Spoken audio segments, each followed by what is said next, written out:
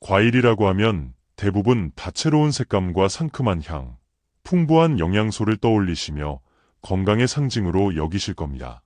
특히 연세가 드실수록 과일 많이 드세요. 몸에 정말 좋습니다. 라는 말을 자주 접하셨을 텐데요. 비타민, 식이섬유, 천연 당분이 풍부하다는 이유 때문입니다. 하지만 모든 과일이 모든 사람에게, 그리고 모든 상황에서 이롭기만 한 것일까요? 진실은 생각보다 복잡할 수 있습니다. 과일은 분명 건강에 유익한 식품이지만 특정 조건에서는 오히려 건강을 해칠 수도 있습니다. 특히 50대, 60대를 넘어서면서 우리 몸은 젊은 시절과는 다른 방식으로 영양소를 받아들이고 반응하게 됩니다. 소화 능력이 예전 같지 않고 혈당 변화에 더욱 민감해지며 복용 중인 약물과의 예기치 않은 상호작용이 건강에 큰 영향을 미칠 수 있기 때문입니다. 지금부터 함께 살펴볼 몇 가지 과일들은 건강에 좋다고 알려져 있지만 특정 상황에서는 주의가 필요한 경우들입니다. 특히 당뇨, 고혈압, 심장질환 등 만성질환을 앓고 계시거나 관련 약물을 복용 중이시라면 이 과일들이 오히려 건강에 부담을 줄 수 있다는 점을 인지하셔야 합니다. 이 정보가 여러분의 건강한 식생활에 도움이 되기를 바랍니다. 1. 자몽, 약물과의 불편한 만남. 자몽은 선홍빛 과육과 톡 쏘는 상큼함, 풍부한 비타민C로 많은 분들이 건강 과일로 즐겨 찾으십니다. 매일 아침 자몽 한 조각이나 자몽 주스를 습관처럼 드시는 분들도 계실 겁니다. 하지만 자몽은 특정 약물을 복용 중이신 분들에게는 각별한 주의가 필요한 과일입니다. 자몽에는 프라노쿠마린이라는 성분이 함유되어 있는데 이 성분은 우리 간에서 특정 약물들을 분해하는데 필요한 주요 효소의 작용을 억제합니다. 이 효소의 기능이 저하되면 약물이 체내에서 제대로 분해되지 못하고 혈중 농도가 비정상적으로 높아져 약효가 과도하게 나타나거나 반대로 약효가 제대로 발휘되지 못하는 상황이 발생할 수 있습니다. 예를 들어 고혈압약, 고지혈증약, 스타틴 계열, 면역억제제, 항부정맥제, 일부 항히스타민제나 신경안정제 등을 복용하시는 경우 자몽 주스 한 잔만으로도 약물의 혈중 농도가 급격히 변동하여 심각한 부작용을 초래할 수 있습니다. 혈압이 지나치게 떨어지거나 심장 박동에 이상이 생기거나 근육통과 같은 부작용이 나타날 위험이 커지는 것이죠. 건강에 좋다고 해서 매일 먹었는데 이런 위험이 있는 줄 몰랐어요. 라고 말씀하시는 분들을 진료실에서 종종 뵙습니다. 자몽은 특정 약물을 복용하지 않는 건강한 분들에게는 좋은 과일일 수 있지만 만약 정기적으로 복용하는 약이 있다면 반드시 주치의나 약사와 상담하여 자몽 섭취가 안전한지 확인하시는 것이 중요합니다. 김민준, 62세, 가명, 씨의 사례를 통해 자몽의 위험성을 좀 더 살펴보겠습니다. 김민준 씨는 몇 년 전 고혈압 진단을 받고 꾸준히 약물 치료와 생활습관 관리를 해오던 분입니다. 건강을 위해 매일 아침 직접 짠 자몽 주스를 마시는 것을 낙으로 삼았습니다. 하지만 몇 달 전부터 원인 모를 피로감과 잦은 어지럼증, 무기력감에 시달리기 시작했습니다. 처음에는 과로나 수면 부족 탓으로 여겼지만 정기검진에서 혈중 고혈압 약물 농도가 예상보다 훨씬 높게 측정되었습니다. 이는 약물이 체내에 과도하게 축적되어 부작용 위험이 커졌음을 의미했습니다. 주치의는 김민준 씨의 생활 습관을 면밀히 살피던 중 매일 섭취하는 자몽 주스에 주목했습니다. 자몽 섭취를 중단하고 일정 시간이 지나자 김민준 씨의 불편한 증상들은 점차 사라졌고 약물 농도도 안정적으로 조절되기 시작했습니다. 이처럼 자몽은 특정 약물의 대사에 영향을 미쳐 예기치 않은 문제를 일으킬 수 있으므로 약물 복용 중이신 분들은 자몽 섭취에 신중을 기하셔야 합니다. 이 두리안, 과일의 왕에 숨겨진 부담. 독특하고 강렬한 향, 크리미한 식감으로 과일의 왕이라 불리는 두리안은 동남아시아 여행에서 맛보는 특별한 별미로 꼽힙니다. 하지만 이 매력적인 과일 역시 중장년층에게는 몇 가지 주의할 점이 있습니다. 두리안에는 황화합물이 다량 함유되어 있는데 이 성분들은 간에서 알코올을 분해하는 효소, 알데하이드 탈수소 효소의 작용을 억제할 수 있습니다. 따라서 술과 함께 두리안을 섭취하거나 음주 후 두리안을 먹게 되면 숙취가 심해지거나 드물게는 구토, 두통, 심계항진, 혈압 상승과 같은 급격한 신체 반응을 경험할 수 있습니다. 특히 심혈관계가 약해지고 여러 약물을 복용하는 경우가 많은 50대 이후에는 이러한 반응이 더욱 위험할 수 있습니다. 또한 두리안은 칼로리와 당분이 상당히 높은 과일입니다.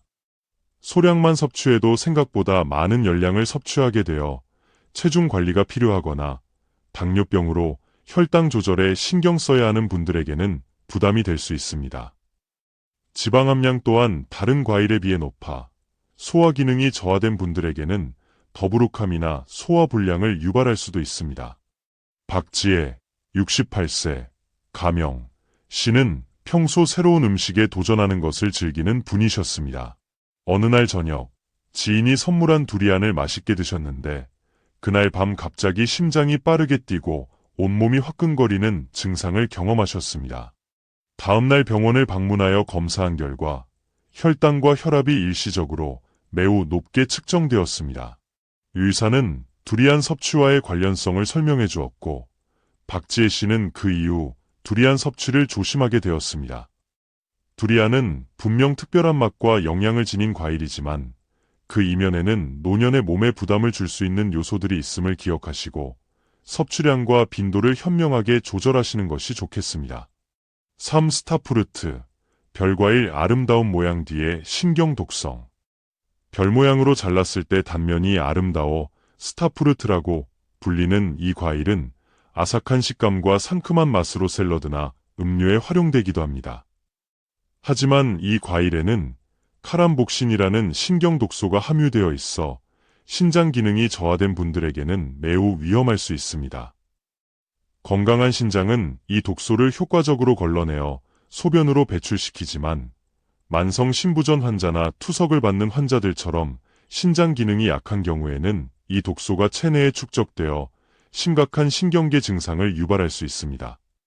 딸꾹질, 구토, 의식혼란, 경련, 심하면 혼수 상태에 이를 수도 있으며 소량 섭취로도 이러한 증상이 나타날 수 있어 각별한 주의가 필요합니다.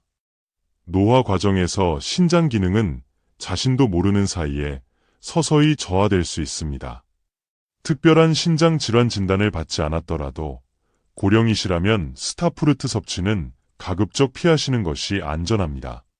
이현석, 72세, 가명, 씨는 경미한 신장 기능 저하 소견이 있었지만 일상생활에는 큰 불편함 없이 지내오셨습니다.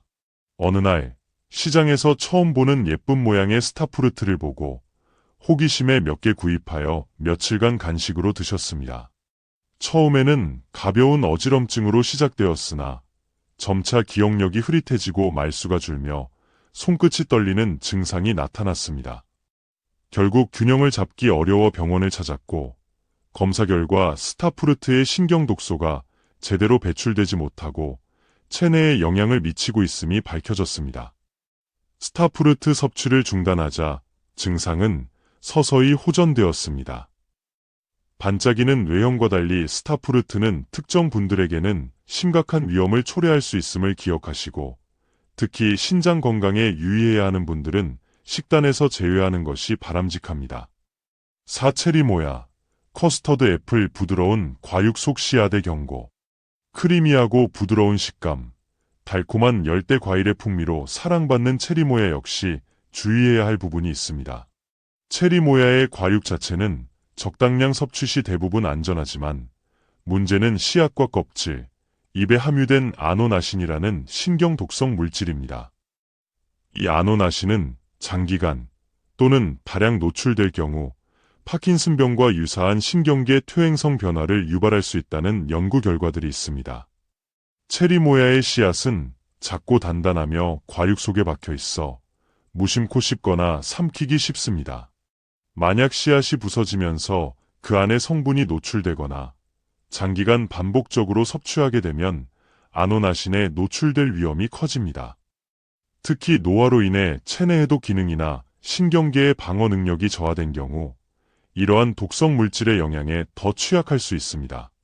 기억력 감퇴, 운동 기능 저하, 평형 감각 이상 등의 증상이 서서히 나타날 수 있어 원인을 파악하기 어려울 수도 있습니다. 최지선, 64세, 가명, 씨는 새로운 음식을 맛보는 것을 즐겨 체리모야의 달콤한 맛에 빠져 한동안 매일 저녁 식후 디저트로 즐겨 드셨습니다. 얼마 지나지 않아 평소보다 쉽게 피로감을 느끼고 손에 힘이 빠지며 말할 때 단어가 잘 생각나지 않는 경험을 하기 시작했습니다. 단순한 노화 현상으로 생각했지만 정기검진 시 의사와의 상담 과정에서 체리모야의 아노나신 성분에 대한 설명을 듣고 섭취를 중단했습니다. 이후 서서히 컨디션을 회복하는 것을 느낄 수 있었습니다.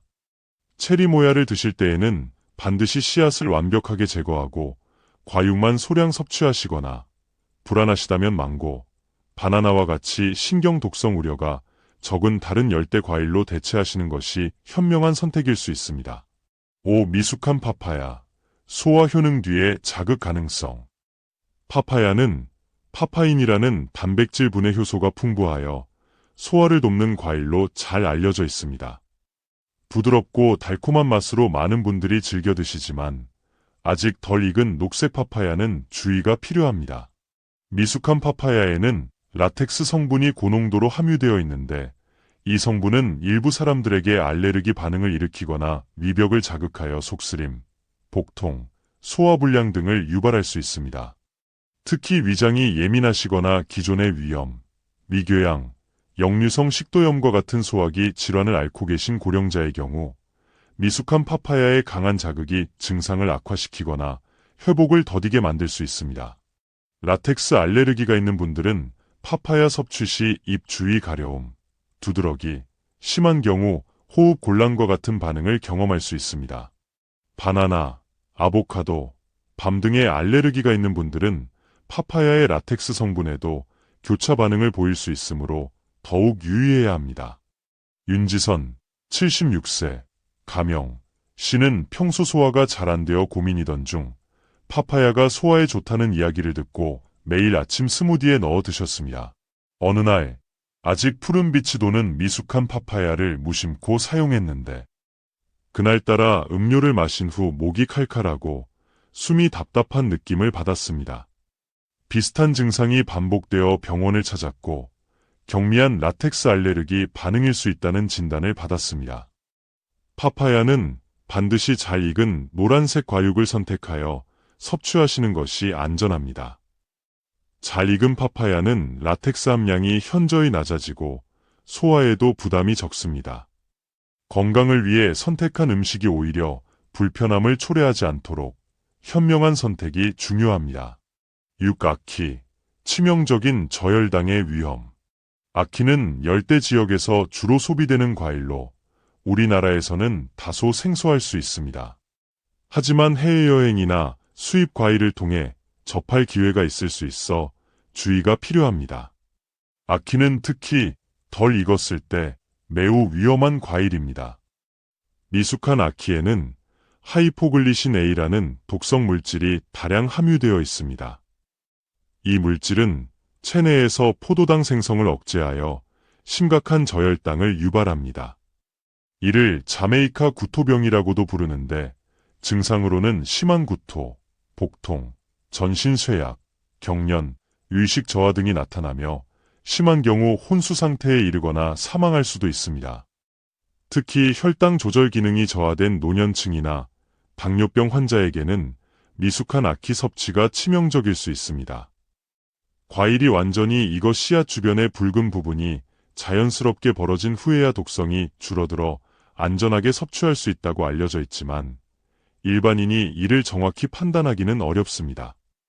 정상원, 69세, 가명, 씨는 해외여행 중 현지 시장에서 독특한 모양의 아키를 접하고 호기심에 조리된 것을 맛보았습니다. 상인은 잘 익었다고 했지만 몇 시간 후 갑작스러운 복통과 어지럼증, 식은땀을 경험하며 쓰러질 뻔했습니다.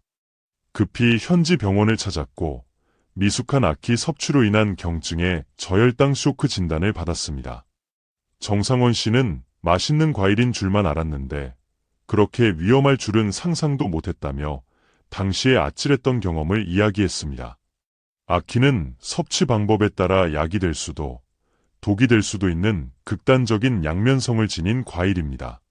따라서 전문가가 안전하게 손질하고 완전히 익힌 것이 아니라면 특히 노년층에서는 아예 섭취하지 않는 것이 가장 안전한 선택입니다. 7. 리치. 공복 섭취 시 저혈당 주의. 달콤하고 수분 가득한 과육으로 여름철 인기 과일 중 하나인 리치 역시 특정 상황에서는 주의가 필요합니다. 리치에는 하이포글리신 A와 유사한 작용을 하는 MCPG라는 물질이 함유되어 있을 수 있다는 연구들이 있습니다. 이 성분들은 특히 공복 상태에서 다량 섭취할 경우 혈당을 급격히 떨어뜨릴 위험이 있습니다. 영양 상태가 좋지 않거나 식사를 거른 채 공복에 리치를 많이 먹게 되면 몇 시간 후 갑작스러운 어지럼증, 식은땀, 손떨림, 심한 경우 의식 혼란이나 발작과 같은 저혈당 증상이 나타날 수 있습니다. 이는 특히 혈당 조절 능력이 불안정한 어린이나 노년층, 그리고 당뇨병 환자에게 더욱 위험할 수 있습니다. 인슐린이나 혈당 강화제를 복용 중인 분들은 리치 섭취로 인해 약효가 증폭되어 심각한 저혈당에 빠질 위험이 있으므로 더욱 조심해야 합니다. 윤수진, 72세, 가명.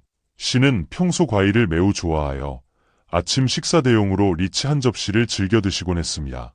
어느 날 아침, 여느 때처럼 공복에 리치를 먹고 난 후 몇 시간 뒤 갑자기 손끝이 떨리고 온몸에 힘이 빠지며 머릿속이 흐릿해지는 경험을 했습니다. 처음에는 단순한 피로감으로 여겼지만 비슷한 증상이 반복되어 병원을 찾았고 공복 시 리치 섭취로 인한 일시적인 저혈당 증상일 수 있다는 설명을 들었습니다. 그 후 윤수진 씨는 식사를 거르지 않고 리치를 식후에 소량만 섭취하거나 다른 과일로 대체하였고 다행히 이전과 같은 증상은 나타나지 않았습니다. 리치를 건강하게 즐기기 위해서는 반드시 식후에 적당량만 섭취하고 공복 상태에서는 피하는 것이 좋습니다. 특히 혈당 관리가 필요한 분들은 주치의와 상담 후 섭취 여부를 결정하시는 것이 안전합니다. 마무리하며 현명한 선택이 건강을 지킵니다. 지금까지 몇 가지 과일들이 특정 상황이나 특정 건강 상태의 분들에게는 주의가 필요할 수 있다는 점을 살펴보았습니다. 이 정보가 과일에 대한 막연한 공포심을 드리기 위함이 아님을 강조하고 싶습니다. 오히려 각 식품이 우리 몸, 특히 노화된 몸에 어떤 영향을 미칠 수 있는지, 복용 중인 약물과는 어떤 상호작용을 하는지 깊이 이해하고 현명하게 대처하자는 취지입니다. 피해야 할 것과 적절히 즐길 것을 분별하는 지혜야말로 건강한 노년기를 유지하는 핵심 열쇠입니다. 오늘 말씀드린 과일 중 이건 정말 몰랐다. 혹은 나도 비슷한 경험이 있다고 생각하시는 부분이 있으실지 모르겠습니다. 여러분의 작은 경험 하나하나가 다른 누군가에게는 소중한 정보가 될 수 있습니다. 결국 건강한 식생활은 무엇을 먹느냐에서 시작되지만 때로는 무엇을 피해야 하는지를 아는 것이 더 중요할 수 있습니다. 작은 식습관의 변화가 삶의 질을 크게 바꿀 수 있습니다. 만약 특정 음식이 내 몸에 어떤 영향을 미칠지 확신이 서지 않으신다면 주저하지 마시고 주치의나 약사, 영양사와 같은 전문가와 상담하십시오. 그 한 번의 질문이 여러분의 건강을 지키는 중요한 첫걸음이 될 수 있습니다. 오늘 이 정보가 여러분의 식탁 앞에서 한 번쯤 떠올라 건강하고 지혜로운 선택을 하는데 도움이 되기를 진심으로 바랍니다. 여러분 모두의 건강한 삶을 응원합니다.